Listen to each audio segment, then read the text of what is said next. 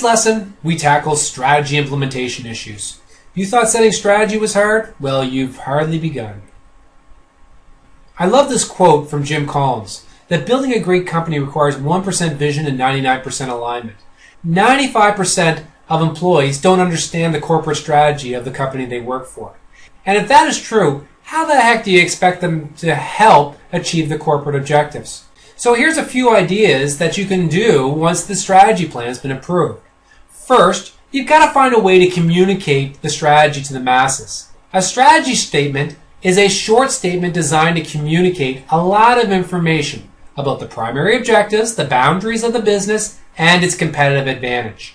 Your employees should be enabled to have the proverbial elevator conversation and understand what the company is trying to achieve. Next, we've got to have performance measures to back up those objectives. Performance measures cascade throughout the organizations to achieve this alignment. In other words, they should be set for strategy accomplishment at the corporate, business, and functional levels. Roles and responsibilities and corporate policies and procedures need to be aligned with the strategy. This all sounds well and good, but realize that the research has shown that 92% of companies don't measure or monitor their key performance indicators. Policies represent important guidelines for an organization. Policies can help screen strategic selection, they can guide strategic implementation, and they can have a pervasive effect on organizational culture. They reinforce the values, visions, and what is important. Don't underestimate the power of setting an organizational policy. The policy can be the company's recipe for success. Take a moment here to pause the video and review the examples of Maytag, 3M, and Intel. In Great by Choice, another great book which you can find available in the Resource Center, the author, Hansen and Collins, studied paired comparison companies in similar industries. One company outperformed its peers and the market by 10 times over a period of 15 years or more. What they discovered was that this more successful company had developed a disciplined recipe, and they called this recipe the SMAC, which stands for specific, methodical, and consistent. The recipe describes what the company will and will not do to remain successful, and it brings about a discipline and clarity in setting strategy.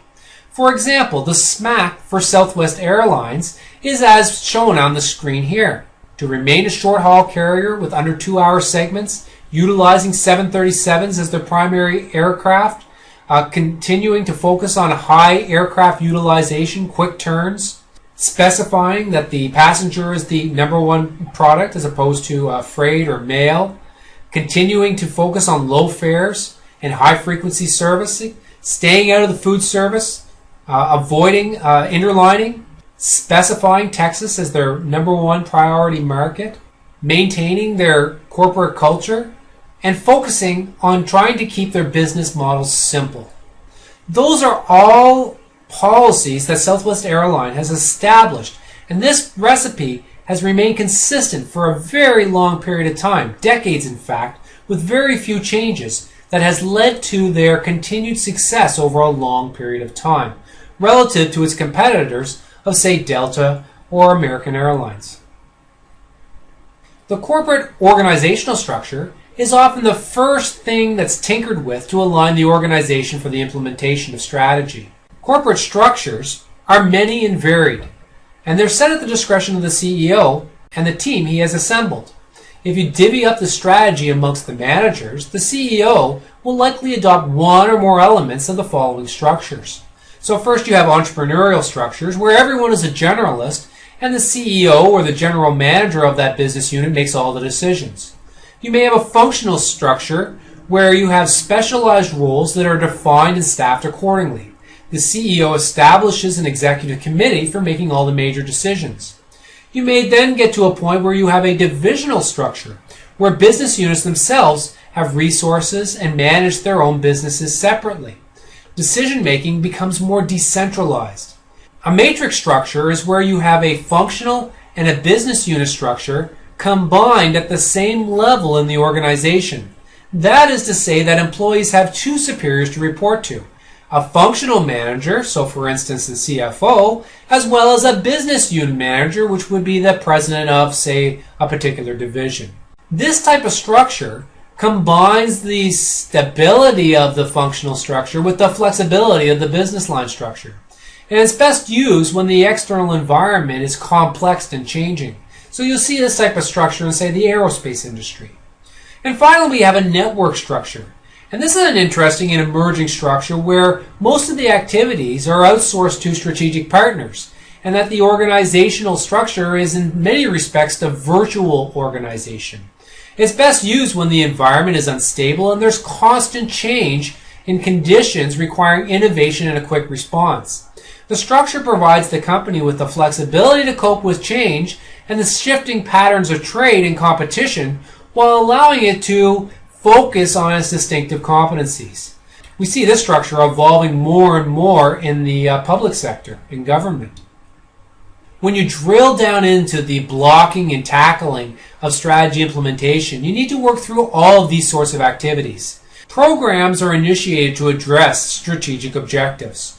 Be sure to include a time frame for implementation. Some initiatives will be short-term and others long-term.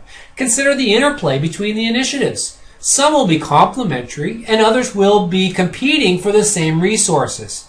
So identifying these conflicts up front is necessary, and they need to be resolved before you can actually get to the implementation of strategy.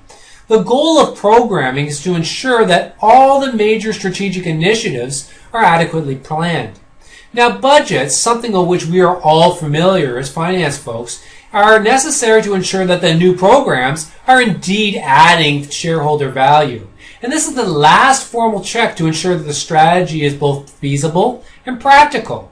Detailed implementation programs and costing may invalidate a strategic decision, and budgets are the financial bridge between the strategic plan and the annual operating plan. Next, we have procedures, and they detail the various activities that must be carried out in order to complete the program. Standard operating procedures ensure consistency over time and between locations. So think of the standard operating procedures used by, say, McDonald's when it rolls out a new menu item across thousands and thousands of stores. Let's flip the analysis around for a second and focus on the reasons why strategy implementation fails. And this is based on the research findings of a survey of Fortune 500 companies. Surely they would have the resources at their disposal in order to get this right. But that's not always the case. And so we can probably learn from their mistakes to summarize how we should be thinking about strategy implementation. For instance, some of the implementations pertain to the programming taking much longer than originally planned. There was unanticipated major problems that arose. There was activities that were ineffectively coordinated. There was competing priorities that took away from the strategy implementation initiative. The strategy implementation involved employees that didn't have the capabilities to do what was asked of them. The lower level employees were inadequately trained. There was uncontrollable external environmental factors that created problems that the strategy was unable to adapt to. Departmental managers providing inadequate leadership and direction. Key implementation tasks and activities that were poorly defined. And then finally, information systems that were inadequate to monitor the activities of the strategy implementation. Which leaves us with a few lessons learned to apply to our own strategic management initiative. Number one, employees can't implement what they don't know, understand, or aren't committed to. Number two, generally speaking, operational thinking and strategic thinking are different disciplines, and we need to spend time aligning the folks in both camps. And number three, we can't give up on strategy when unanticipated events occur. We need to be flexible and adaptive, but we just can't throw up our arms and say it was a bad strategy to begin with. So, with that in mind, that's all for this lesson. Until next time, don't stop to get to the top, and when you get to the top, don't stop.